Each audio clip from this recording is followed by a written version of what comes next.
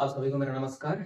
आप सबका स्वागत है प्राइम ट्रिपलेट्स के इस नए सेशन में, जिसमें हम नंबर सिस्टम संख्या पद्धति के बारे में डिस्कशन कर रहे हैं। और जो हमारा पहला सब टॉपिक था नंबर सिस्टम का, संख्या पद्धति था, तो उसमें हम नंबर ऑफ डिजिट्स, अंकों की संख्या गिन रहे थे। अंकों की संख्या गिनते गिनते, है ना, पिछले लेक्चर को अगर आप देखेंगे तो उसमें हम एक क्वेश्चन डिस्कस कर रहे थे कि 0.0343 टू दी पावर 16 है। 0.0343 टू दी पावर 16 है। इसको हम क्या करेंगे, अगर एक्सपेंड कर दें, मतलब इसको हल कर दें, है ना, इसका गुणा कितनी बार, 16 टाइम्स। जब इनको आपस में हम मल्टीप्लाई कर देते हैं, कितनी बार, 16 बार। तो जो दशमलव है ना, और जो अगली न्यूमेरिक वैल्यू आ रही है उसके बीच में कितने नंबर ऑफ जीरोस होंगे, ये हम फाइंड आउट कर रहे थे, है ना। तो इस क्वेश्चन को डिस्कस करते हुए थोड़ी सी मिस्टेक हो गई थी ना। इसी क्वेश्चन को मतलब दोबारा हम डिस्कस करेंगे। वहां पे एक मिस्टेक था कि जो 343 होता है, 343, वो 3 की पावर 5 नहीं होता, वो एक्चुअली होता है 7 की पावर 3, है ना। एक्चुअली 3 की पावर 5 जो होता है 243। तो 343 से थोड़ा मैच कर रहा था, तो हम शायद हम उतना समझ नहीं पाए और मिस्टेक हो गई हमसे। तो ये 3 की पावर 5 ना होकर के क्या होता है, 7 की पावर 3, है ना। तो इसे क्वेश्चन को हम डिस्कस करेंगे, है ना। अच्छा, इसका मीनिंग क्या है? अगर हम बोल रहे हैं क्या कि 0.04 इज टू दी पावर 2 बोल रहे हैं, इसका मतलब होता है कि 0.04 इंटू 0.04, यही तो होता है। हम देख रहे हैं कि जब मल्टीप्लीकेशन करते हैं डेसिमल का, आपने छोटे क्लासेस में ऐसा पढ़े होंगे ये सब चीजें आप, कि अगर हम दशमलव का गुणा कर रहे होते हैं तो देखते हैं कि इसमें कितने अंकों के बाद, कितने स्थान के बाद दशमलव है। यहाँ पे कितने स्थान के बाद दशमलव है, हम यहाँ पे देख पा रहे हैं कि 2 स्थान के बाद दशमलव है। यहाँ पे क्या है, 2 स्थान के बाद दशमलव है। तो जब 4 और 4 का आपस में गुणा करेंगे तो हो जाएगा 16, ठीक है। लेकिन दशमलव लगेगा 4 स्थान के बाद, 4 स्थान हम दाएं से छोड़ेंगे और तब जाकर के दशमलव लगाएंगे। क्यों? क्योंकि 2 स्थान के बाद दशमलव यहाँ पे है, 2 स्थान के बाद दशमलव यहाँ पे है। हम यहाँ पे लेंगे क्या, एक शून्य आएगा, फिर शून्य आएगा, और उसके बाद यहाँ क्या लगा देंगे, दशमलव, यहाँ लगा देंगे दशमलव। क्योंकि दशमलव कहाँ पे था, दो स्थान छोड़ करके यहाँ पे है, 2 डिजिट्स को छोड़ करके यहाँ पे है। तो जो भी इसका रिजल्ट आने वाला है, जो भी इसका गुणा करने के बाद आने वाला है, उसके 4 स्थान को छोड़ करके दशमलव लगेगा। लेकिन अगर 4 का गुणा हम 4 से करते हैं तो 16 मिलता है, और 16 है कितने अंकों का, 2 अंकों का। तो हमें 4 अंकों के बाद दशमलव लगाने के लिए हमें शून्य लाना पड़ेगा। एक बात और हमें समझना चाहिए कि अगर दशमलव के बाद 0 लगा हुआ है और यहाँ पे 6 है, या फिर जो भी न्यूमेरिक वैल्यू है ना, यहाँ पे हम क्या कर सकते हैं, यहाँ पे क्या आ सकता है, 1 से लेकर के 9 तक कोई भी डिजिट दे रखा है, कोई भी 1 से लेकर के 9 तक कोई भी अंक दे रखा है। तो इस शून्य का यहाँ पे मीनिंग होता है। क्यों? क्योंकि यहाँ पे प्लेस वैल्यू क्या होगी, 6 की प्लेस वैल्यू क्या होगी, 6/100, है ना। 6/100, 6 की प्लेस वैल्यू होगी 6/100, ठीक। अगर हम क्या कर लेते हैं, 0 पॉइंट, अगर यही शून्य ना होता तो 0.6 लिखते। तो यहाँ पे जो प्लेस वैल्यू होती है 6 की, वो क्या होती है, 6/10। यहाँ पे अब देखिए, वही जो 6 है उसकी प्लेस वैल्यू यहाँ 0 लगने की वजह से, 0 दशमलव और 6 के बीच में एक 0 लगने की वजह से जो 6 का प्लेस वैल्यू था वो क्या हो गया, 6/100।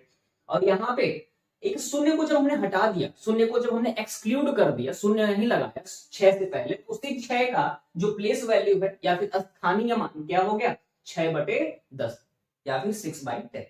तो ये बात है हमें समझनी चाहिए कि अगर दशमलव और किसी न्यूमेरिक वैल्यू के बीच में अगर शून्य लगा है तो उसका मीनिंग है, और वो प्लेस वैल्यू को चेंज करेगा। 6 की प्लेस वैल्यू एक शून्य लगने की वजह से और नान लगने की वजह से चेंज हो गई, बदल गई, है ना। तो इसका मीनिंग होता है, अगर दशमलव और न्यूमेरिक वैल्यू के बीच में शून्य लगा है तो उसका मीनिंग है ना। और एक बात और ध्यान रखना चाहिए कि अगर हम इस 0.6 को हम 0.60 लिख सकते हैं, इसी को हम क्या लिख सकते हैं, 0.600 लिख सकते हैं, हमारी मर्जी है ना। जितनी बार शून्य लिखना चाहें हम, दशमलव के बाद जो न्यूमेरिक वैल्यू हो उसके दाहिने, है ना, उसके एक्सट्रीम राइट में, मतलब बिल्कुल दाएं, हम कितने भी शून्य लगा सकते हैं, उसकी मीनिंग पे कोई प्रभाव नहीं पड़ेगा। यहाँ पे भी अभी भी 6 क्या है, यहाँ पे अभी भी 6 है, 6/10। फिर यहाँ पे भी अभी 6 का वैल्यू कितना है, प्लेस वैल्यू 6/10, ठीक है। तो ये छोटी छोटी बातें हैं जो हमें समझना चाहिए, है ना। डेसिमल जब पढ़ा रहे होगे तो इसका डिस्कशन होगा, तो ये सब बातें हमें पता होनी चाहिए। और एक और बात कि अगर हम क्या लिख देते हैं, अगर मान, ये तो अभी दशमलव है, फ्रैक्शन बोल सकते हैं इसको, ये फ्रैक्शन है, फ्रैक्शन में लिख सकते हैं या फिर रेशनल में लिख सकते हैं इसको। अगर समझिए कोई इंटीग्रल वैल्यू है, क्या है, कोई इंटीग्रल वैल्यू, यही 6 हमने लिख दिया, इंटीग्रल में है। इंटीग्रल का मतलब होता है जो अपने आप पे प्रूव्ड हो, जो अपने आप पे क्या हो, प्रूव्ड हो, ठीक है। और यही हमारा नेक्स्ट टॉपिक भी होने वाला है। अभी हम लोग नंबर के बाद हम नंबर ऑफ डिजिट्स, अंकों की संख्या गिन रहे थे, जो हमारा आगे आने वाला टॉपिक है, आज ही के लेक्चर में डिस्कस होगा।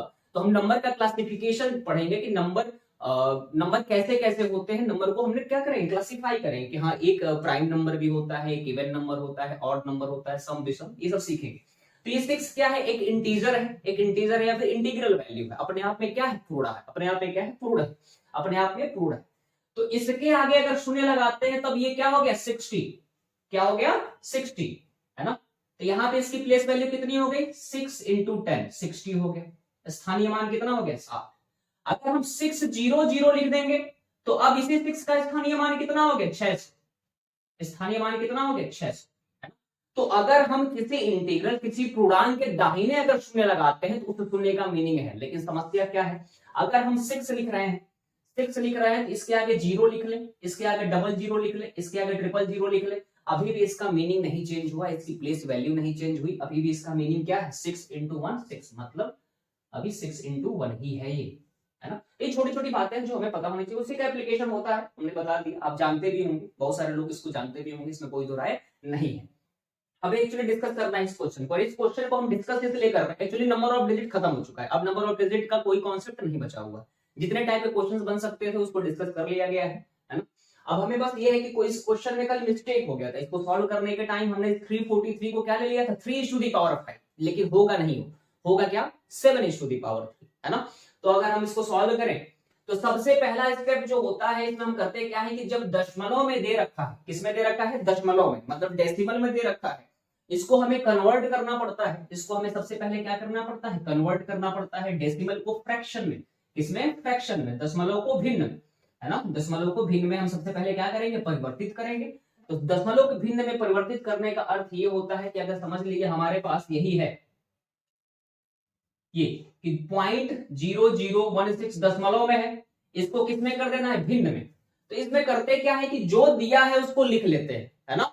तो अगर हम इसको लिखना चाहें तो क्या लिख लेंगे, 0016, ऐसे लिख लो इंटीजर में, डेसिमल हटा करके इंटीग्रल वैल्यू जो भी होंगे उनको लिख लेना है। अब यहाँ पे हम शून्य लिखे ना लिखे कोई मीनिंग नहीं, अभी डिस्कस हुआ कि कोई इंटीग्रल वैल्यू है, अगर उससे लेफ्ट में हम 0 लगाते हैं तो उसकी मीनिंग पे कोई चेंज नहीं आता है, तो इसको हम क्या लिख सकते हैं, 16, तो 16 लिख लिया।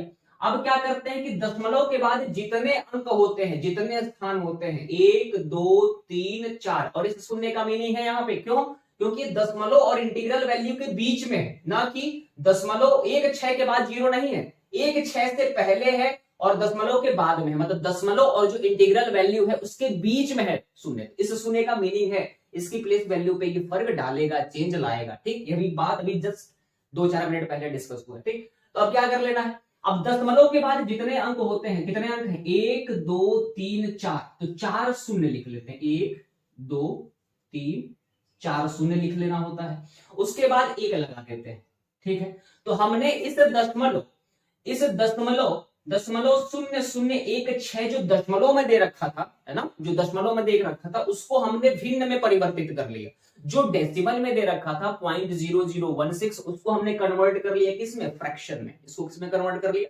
फ्रैक्शन में।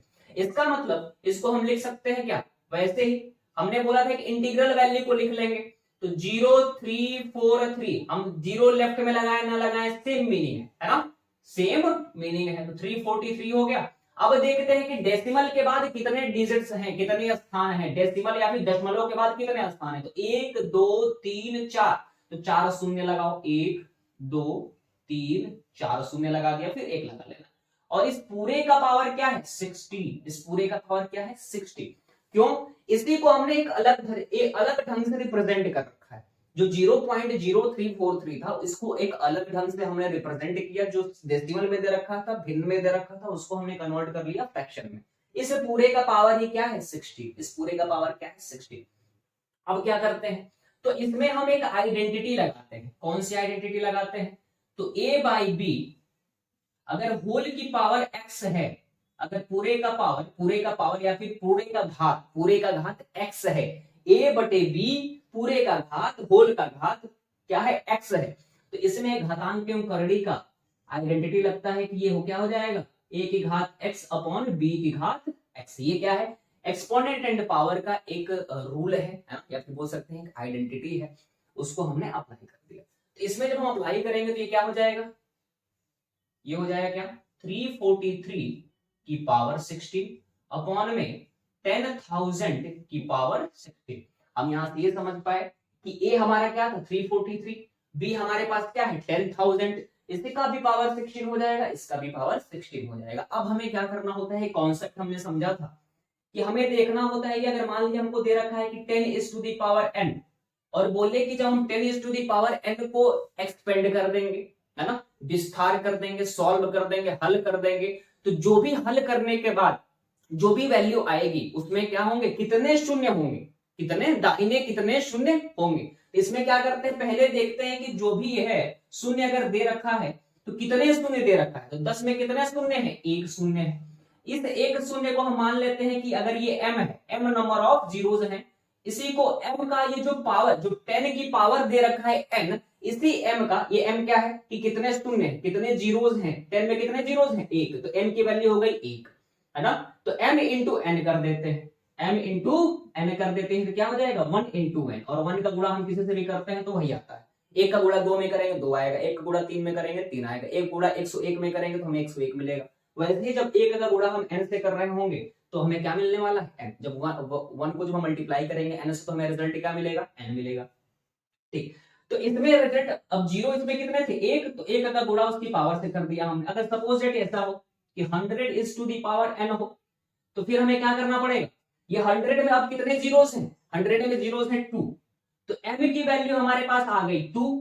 अब 2 इंटू एन करना पड़ेगा हमें, 2 इंटू एन करना पड़ेगा, क्यों, क्योंकि m इंटू एन होता है तो number of zero, 2 into n क्या हो जाएगा 2n। तो अब n, अब जो भी 100 is to the power n को सॉल्व करने के बाद जो भी वैल्यू आएगी, जो भी वैल्यू आएगी, जो भी वैल्यू आएगी, उससे मतलब नहीं है हमें, बस हमें इतना पता होगा कि जो भी वैल्यू आ रही होगी उसके आखिरी में कितने शून्य होंगे, कितने जीरोस होंगे, तो 2 है। ठीक है, अब हम यहाँ पे देख रहे हैं, अगर आप यहाँ पे देख रहे हैं हमारे पास क्या है, हमारे पास ये है कि अगर हम देखें इसमें कितने जीरोस हैं, 1 2 3 4, तो 1000 में 10,000 में कितने जीरोस हैं, m की वैल्यू कितनी आ गई 4, m की वैल्यू कितनी आ गई 4, 4 जीरो है, 1 2 3 4, 4 जीरोस 1 2 3 4, 4 जीरोस है। इसका पावर कितना दे रखा है, n की वैल्यू कितनी दे रखी है 16, तो 4 इंटू 16 कर देंगे तो कितना हो जाएगा 64।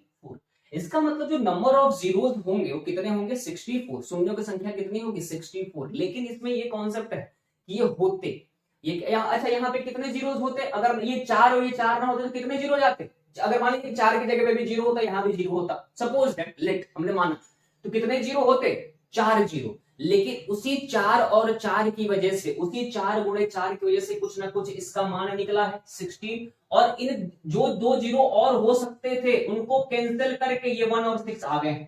मतलब 4 जीरो हो सकते थे, इसमें कोई दो राय नहीं है। अगर ये 4 ना होता, यहाँ पे 4 ना होता, यहाँ पे 4 ना होता, इन्हीं को हटा करके 4 जीरो होते, लेकिन ये जो नंबर ऑफ डिजिट आए हैं 4 इंटू 4 में, 4 इंटू 4 मतलब 4 इज टू दी पावर 2 में जो नंबर ऑफ डिजिट्स आए हैं वही क्या करती हैं, 4 शून्यों में से 2 शून्यों को हटा दिए हैं, क्योंकि 16 कितने अंकों का है 2 अंकों का। अब वही काम हम करने वाले हैं यहाँ पे कि 343 इज टू दी पावर 16 में हम क्या कर लें कि नंबर ऑफ डिजिट निकाल लें, नंबर ऑफ डिजिट निकाल लें, या फिर इसी को बोल लेते हैं अंक कितने होंगे। अगर ये हम निकाल लें कि भैया 343 की घात 16 है, 343 की घात 16 है, इसको जब हम एक्सपेंड करेंगे, जब इसको विस्तार करेंगे, हल करेंगे, तो इसमें हम क्या निकाल लें अंक, इसमें क्या निकाल लें अंक, या फिर डिजिट्स निकाल लें।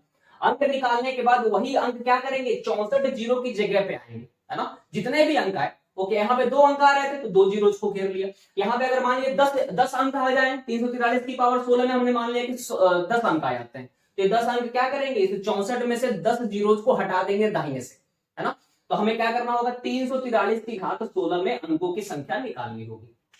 ठीक, अब हमें ये पता है कि ऐसे जब क्वेश्चन, जैसे कि आप जब प्लेलिस्ट में जाएंगे नंबर सिस्टम के, है ना, इस प्राइम ट्रिपलेट्स चैनल पे, तो आपको ये ऐसा क्वेश्चन डिस्कस किया हुआ मिल जाएगा, है ना। ये पूरा लॉग मिल जाएगा, ये क्यों यूज करते हैं, ये कैसे यूज करते हैं, लॉग की हेल्प से हम कैसे नंबर ऑफ डिजिट्स निकालते हैं ऐसे क्वेश्चंस में, है ना। इसका एक तरीका ये है कि आप 343 को मल्टीप्लाई कर दो 16 टाइम्स, 343 को 16 बार खुद से गुणा कर दो, जो भी वैल्यू आएगी उसमें अंकों की संख्या गिन लो, जो भी वैल्यू आएगी उसमें नंबर ऑफ डिजिट्स गिन लो, है ना, कितने नंबर ऑफ डिजिट्स है।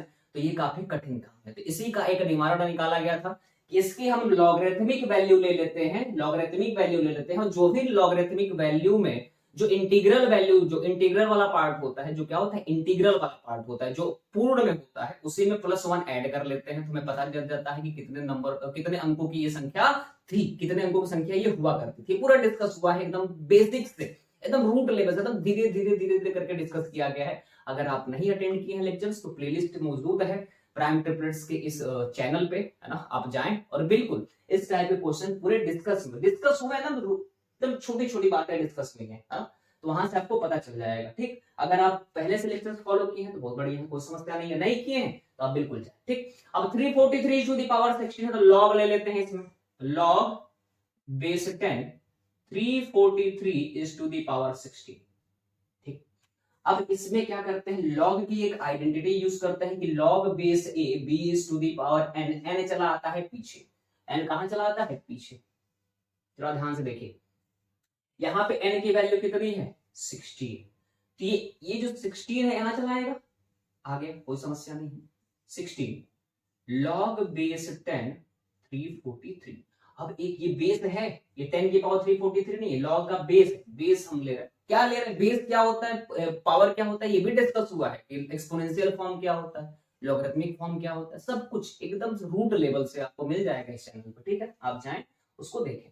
अब हमें क्या करना है, अब हमको पता है कि log बेस 10 343 की वैल्यू हमको नहीं पता, हमें log बेस 10 343 की वैल्यू नहीं पता, लेकिन एक बात हमें पता है, क्या, log बेस 10 7 की वैल्यू हमको पता है 0.845, और एक और चीज हमें पता है, एक बात और पता है कि 7 की पावर जो 3 होती है वो क्या होता है 343। अब आप सोचेंगे कि ये क्या है, इसको रोज लिखना है ना, पहले के भी लेक्चर्स में हमने डिस्कस किया था, जो शुरुआत किया था जब चैनल की शुरुआत हुई थी और पहले 2 लेक्चर बीते थे तो हमने बोला था कि ये कुछ लॉग की वैल्यूज हैं और ये कुछ एक्सपोनेंट्स हैं जो हमें याद होने चाहिए, और याद करने का तरीका यही है कि आप इनको जब भी आपको दिन भर में कभी भी समय मिले आप इनको लिख लीजिए, एक बार लिखिए मेरी तरफ से, है ना, अपनी तरफ से जितनी बार मेहनत आप कर लें उतना आपके लिए बहुत है ना। एक बार भी अगर आप रोज लिख रहे हैं तो आप देखेंगे कैसा समय आएगा ये आप, फिर आपको ये याद होंगे। अगर log 7 की वैल्यू कोई पूछेगा कि log बेस 10 7 की वैल्यू क्या होगी, तो आपका पेन या फिर आपका दिमाग तुरंत स्ट्राइक करेगा कि log बेस 10 7 की वैल्यू होती है 0.845, है ना। तो ये क्या करना है, इसको रटना नहीं है कि log 7 की वैल्यू 0.845, इसको रोज लिख लेना है, रोज क्या करना है आपको लिख लेना, ठीक है। अगर आप इसको लिखते रहेंगे तो ये वैल्यूज आपको याद हो जाएंगी, आपका दिमाग एकदम इस पे तुरंत वर्क करेगा, तुरंत स्ट्राइक करेगा कि हाँ जी log बेस 10 7 की वैल्यू होती है 0.845। ठीक, और वही काम इनके साथ भी करना है, वही काम इनके साथ भी करना है। ये क्या करेंगे, हमेशा यूज होने वाले है ना। अगर आप एसएससी की प्रिपरेशन कर रहे हो या फिर किसी भी क्वांटिटेटिव एप्टीट्यूड किसी भी एग्जाम के सिलेबस में अगर पूछ रहा है तो ये पावर्स मतलब कुछ घात और ये कुछ लॉग की वैल्यूज, कुछ लॉग के मान बेस 10 पे हमें याद होनी चाहिए। ठीक है, तो ये बहुत जरूरी है, इनको आपको याद करना है। अब हम 343 को क्या लिख सकते हैं, 343 को हम क्या लिख सकते हैं, तो log बेस 10 343 को हम लिख लेंगे 7 is to the power 3, 343 को हम क्या लिख लेंगे 7 is to the power 3। अब क्या करते हैं, फिर यहाँ पे फिर से log की कौन सी आइडेंटिटी लग जाएगी, ये वाली log base a b is to the power n equal to हो जाएगा n into log base a b, है ना। तो अब इस 3 को हम और पीछे लेकर के आए तो 16 3 48 into में log बेस 10 7। अब हमारे पास क्या है 48 है और log बेस 10 7 की वैल्यू हमको पता है क्या 0.845। अब कुछ नहीं करना है, हमको मल्टीप्लीकेशन करना है दशमलव का। किसका मल्टीप्लीकेशन करना है, दशमलव का। दशमलव का मल्टीप्लीकेशन कुछ नहीं होता, जितने अंक पे दशमलव है, कितने अंक पे दशमलव है, तीन स्थान छोड़ करके दशमलव है। इसमें क्या करेंगे, पहले हम 845 इंटू 48 कर लेते हैं, इंटू क्या कर लेना है 48 कर लेना है, जैसे करते हैं, और जो भी रिजल्ट आएगा, जो भी वैल्यू आएगी उसके आखिरी के 3 अंक को छोड़ करके दशमलव लगा लेना। कर लेते हैं इसको, 8 5 जा कितना हो जाएगा 40, कैरी कितना है 4, 8 4 जा 32 36, कैरी कितना है 3, 8 8 जा 64 और 3 कितना हो जाएगा 67, 4 5 जा हो जाएगा 20, कैरी कितना है 2, 4 4 जा 16 2 18, कैरी कितना है 1, 4 8 या 32 और ये हो जाएगा 33। अब इनको हम आपस में ऐड कर लेते हैं। 0 हो गया, 6 हो गया, 8 7 कितना हो गया 15, कैरी कितना आया 1, 6 3 9 1 10 और ये हो गया 14। अब हम देख पा रहे हैं कि हमारा रिजल्ट आया है 40, क्या आया रिजल्ट जो भी आया 40560, ये हमारे पास रिजल्ट आया है। और अब हमें करना क्या है कि भैया दशमलव है ना, यहाँ पे कितने अंक पे दशमलव, 3 अंकों पे, 3 अंक या फिर 3 प्लेसेस के after 3 places from the right there is a decimal. तो 3 प्लेस के बाद डेसिमल है 1 2 3, तो क्या कर लेंगे 1 2 3 यहाँ पे लगा देंगे दशमलव। अच्छा अब इसमें क्या करना है ना, आप पीछे के लेक्चर्स में अगर आप अटेंड किए हो तो आपको पता है। इसमें देखते हैं कि इसका इंटीग्रल वैल्यू, इंटीग्रल वाली वैल्यू कौन है, मतलब प्रोड में कौन है और दशमलव में कौन है। तो हमारे पास क्या है, ये है 40 प्लस में 0.560।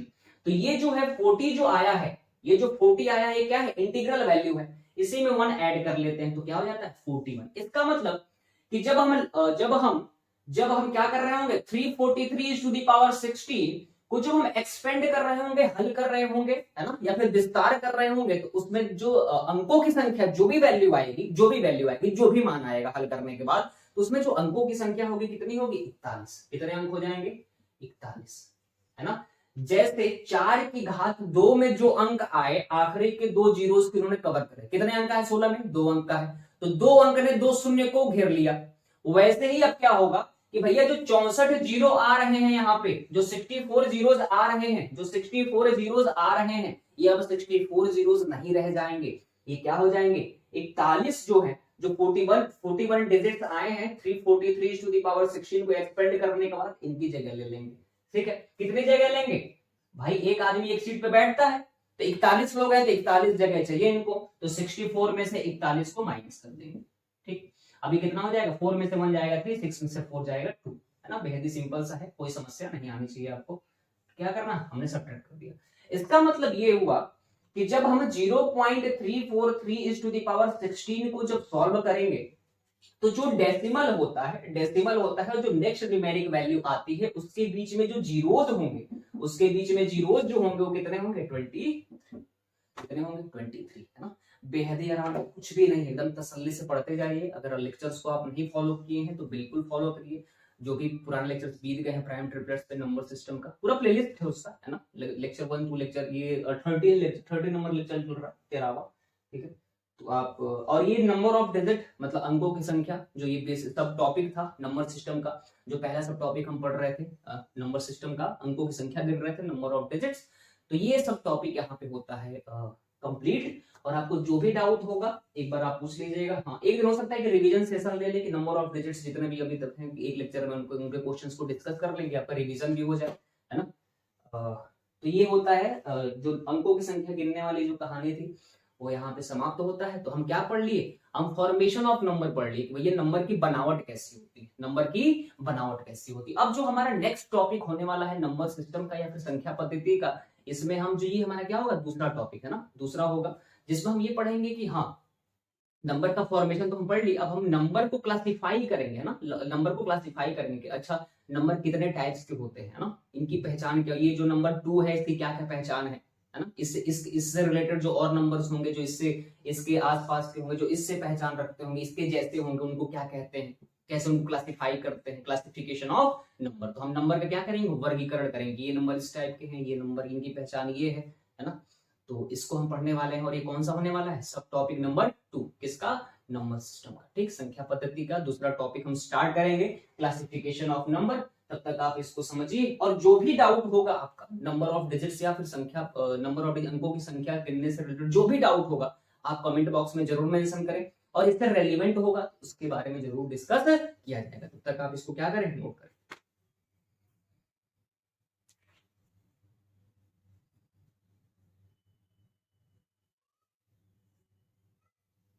ठीक है, तो नंबर सिस्टम का पहला सब टॉपिक नंबर ऑफ डिजिट क्या हो गया, समाप्त हो गया मेरे भाइयों।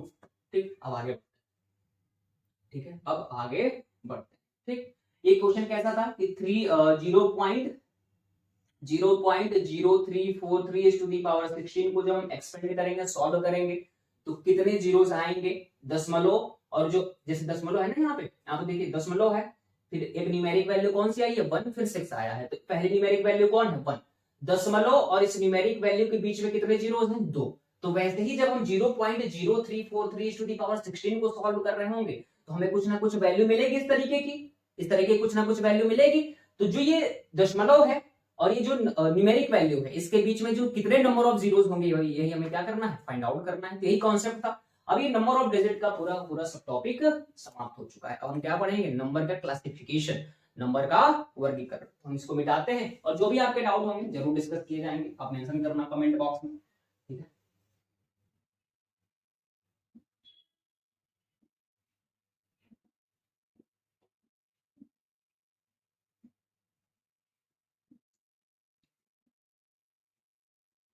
ठीक, तो अगर आप चैनल पे नए हैं तो इस चैनल को लाइक करें, शेयर करें और सब्सक्राइब करना बिल्कुल ना भूलें भैया, ठीक है। अगर आपको कुछ भी समझ में आता है आप जरूर इस चैनल को सब्सक्राइब करें और लोगों से शेयर करें।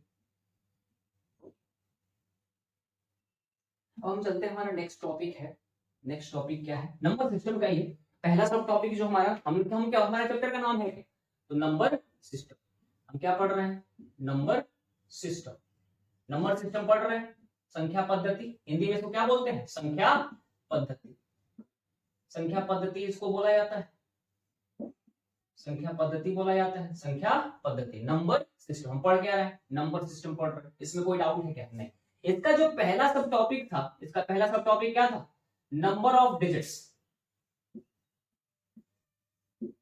नंबर ऑफ डिजिट्स, इसका ये पहला जो सब टॉपिक है इसको हम पढ़ चुके हैं, इसको हम पढ़ चुके हैं। ठीक, इसमें अब कुछ रह नहीं गया है ना। और जो भी कुछ नया होगा उसके बारे में डिस्कस कर लेंगे जब भी समय मिलेगा, जब भी कुछ नया आएगा। तो नंबर ऑफ डिजिट्स हम पढ़ चुके हैं। अब हमको क्या पढ़ना है? Classification of number. क्या पढ़ना है? Classification of number.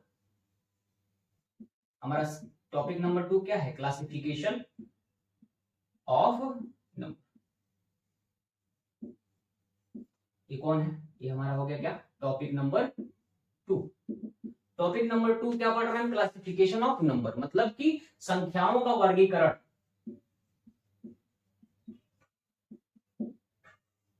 संख्याओं का वर्गीकरण, कि हम संख्याओं के बारे में समझने का प्रयास करेंगे। हाँ, फैक्टर्स क्या होते हैं, गुणनखंड क्या होते हैं, किसी भी संख्या के गुणनखंड क्या कहलाते हैं, ठीक है।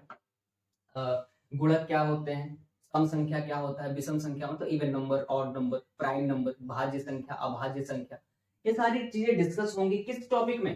क्लासिफिकेशन ऑफ नंबर, संख्याओं का वर्गीकरण, मतलब टाइप्स ऑफ नंबर हम पढ़ने जा रहे हैं। टाइप्स ऑफ नंबर, उनकी पहचान क्या होती है ना, ये कैसे मतलब इनका नेचर क्या होता है, ये सब हम डिस्कस करने वाले हैं संख्या पद्धति के टॉपिक नंबर 2 में। इसमें क्लासिफिकेशन ऑफ नंबर, नंबरों का वर्गीकरण। ठीक है, ये हमारा टॉपिक है। आगे बढ़ जाते हैं, कुछ सीखने का प्रयास, सीखने और सिखाने का प्रयास ना शुरू करते हैं। ठीक, तो हमें पढ़ना है अब किसके बारे में? नंबर के बारे में। नंबर का फॉर्मेशन हम पढ़ चुके।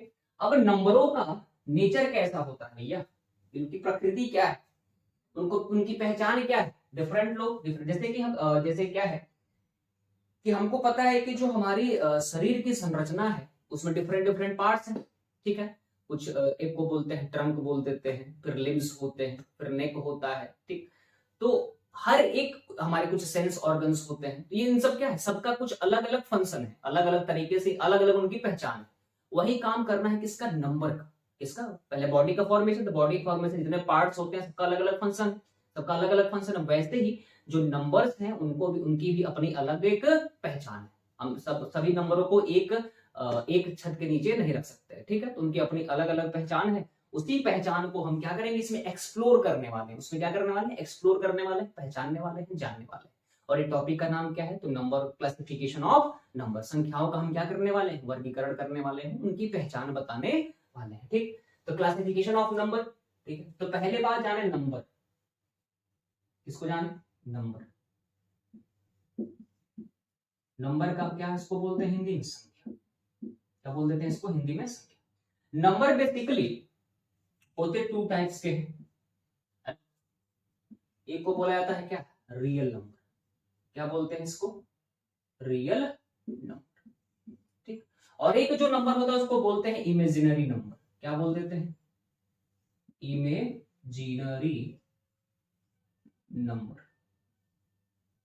इमेजिनरी नंबर, ठीक। इसको हिंदी में अगर बोला जाए नंबर को बोलते हैं संख्या। अगर रियल नंबर को बोला जाए हिंदी में, इसको रियल नंबर को हिंदी में बोलते हैं वास्तविक संख्या। वास्तविक संख्या क्या बोल देते हैं? वास्तविक संख्या, ठीक है, वास्तविक संख्या। इमेजिनरी नंबर को, इमेजिन का मतलब होता है कल्पना करना, तो जो काल्पनिक नंबर है इमेजिनरी, इनको क्या बोल देते हैं? काल्पनिक। ऐसे लिखा था, हाँ, काल्पनिक संख्या, काल्पनिक संख्या। तो हमारी जो संख्याएं होती हैं, संख्या जो होती है दो टाइप की होती है, मतलब पहला डिवीजन इनका होता है, जब पहली बार इनको हम अलग अलग तरीके से देखते हैं, तो एक होता है रियल नंबर मतलब वास्तविक संख्या, एक होता है इमेजिनरी नंबर का तो काल्पनिक संख्या, एक होता। अब क्या होते हैं डिस्कस हो जाएगा। पहले हमको क्या जानना है कि जो संख्या होती है दो तरीके की होती है, एक हमारा होता है वास्तविक संख्या, दूसरा होता है क्या? काल्पनिक संख्या। दूसरे टाइप क्या होती है? अच्छा, इन दोनों लोगों को हम मिला देते हैं, इन दोनों को आपस में क्या कर देते हैं? कॉम्बाइन। क्या कर देते हैं? कॉम्बाइन। कॉम्बाइन कंबाइन करने के बाद एक नए तरीके की संख्या बनती है, उसको बोलते हैं कॉम्प्लेक्स नंबर। क्या बोल देते हैं? Complex number. क्या बोल देते हैं? कॉम्प्लेक्स। और इसी को हिंदी में बोल दिया जाता है क्या? मिश्रित संख्या। मिश्रित संख्या, ठीक है। पहली बात हमने क्या किया? नंबर को डिवाइड किया। नंबर को क्या किया? डिवाइड किया। एक होता है रियल नंबर, दूसरा होता है इमेजिनरी नंबर, ठीक। वास्तविक संख्या, काल्पनिक संख्या। इन दोनों को जब आपस में मिला देते हैं तो एक नए तरीके का नंबर बन जाता है, उसको एक नया नाम दे दिया जाता है क्या? Complex number. उसका क्या नाम होता है? उसका क्या नाम होता है? मिश्रित संख्या उनको बोल देते हैं, ठीक है। रियल नंबर की अगर बात करें, रियल नंबर की बात करें, इमेजिनरी नंबर और रियल नंबर, तो रियल नंबर ये होते हैं कि जिनको हम नंबर लाइन पे, संख्या रेखा पे क्या कर सकते हैं? रिप्रेजेंट कर सकते हैं, कैन बी रिप्रेजेंटेड